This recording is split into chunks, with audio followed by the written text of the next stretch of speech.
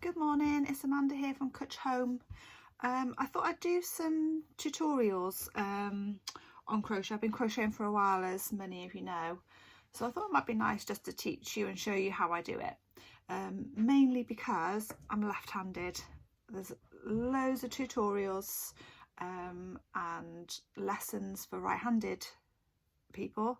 There's not very many out there for left-handed, so I thought, why not share with you guys how to do it if you're left-handed, just to make life a bit easier.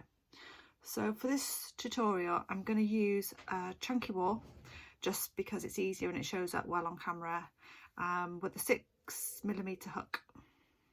So with this chunky I always prefer to use 6mm hook, but if you've got a double knit at home, use a 4mm hook, always works well.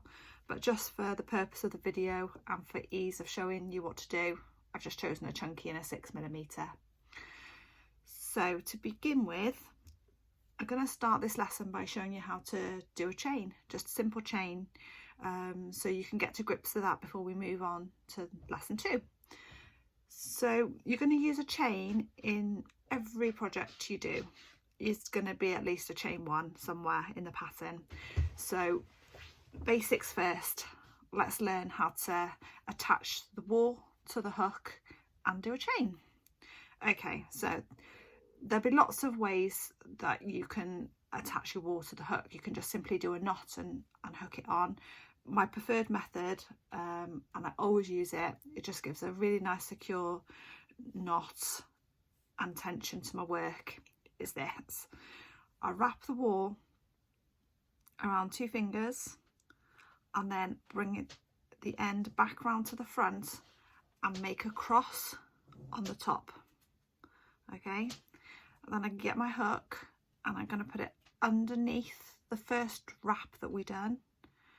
I'm going to glide it through until we reach the second crossover. I'm going to pull that underneath the first wrap, pull it through,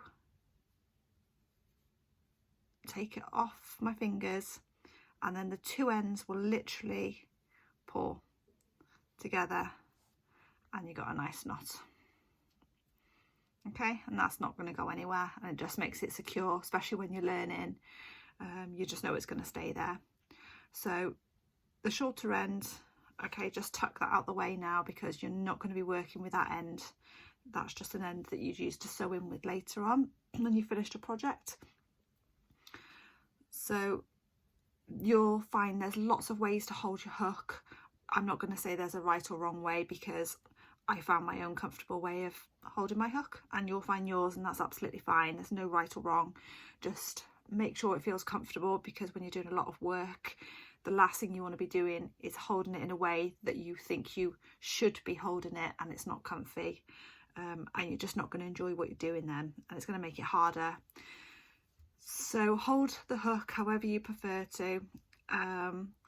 Then using your working end attached to the ball of wool, okay, you're going to wrap, I'll get a bit closer so you can see, you're going to wrap the hook, you're going to have a bit of tension, so I like to wrap the wool, again this is just my way, everybody's going to have their own way of doing it.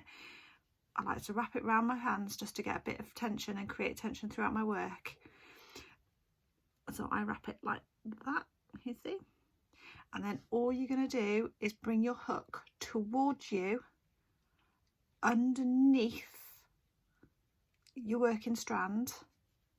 Okay, then with my thumb and finger I like to hold the non-working end close to the knot just to give me that tension throughout. It makes it easier to work with, and then you're going to literally just simply pull through that first loop we created, and then you should have a single loop on your hook. And again, so that's a chain, that's your first chain. So we're going to make some more.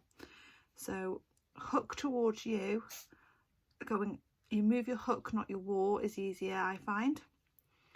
Place your hook underneath the wool, pull the wool through your loop, and there you got 2 chain. We'll just do that again. So you're going to go to hook towards you, underneath the wool, pull the wool through the loop on your hook and up, and now we've got 3 chains. So let's just have a look. So can you see, that's your chain, and that is how you make a chain. I hope you've enjoyed this tutorial, and I'll see you on the next one. So thanks for watching. I really hope you've enjoyed this first lesson on left-handed crochet. Feel free to hit the subscribe button to get updates of my next lesson, and hope you enjoy your crochet journey with me. See you soon.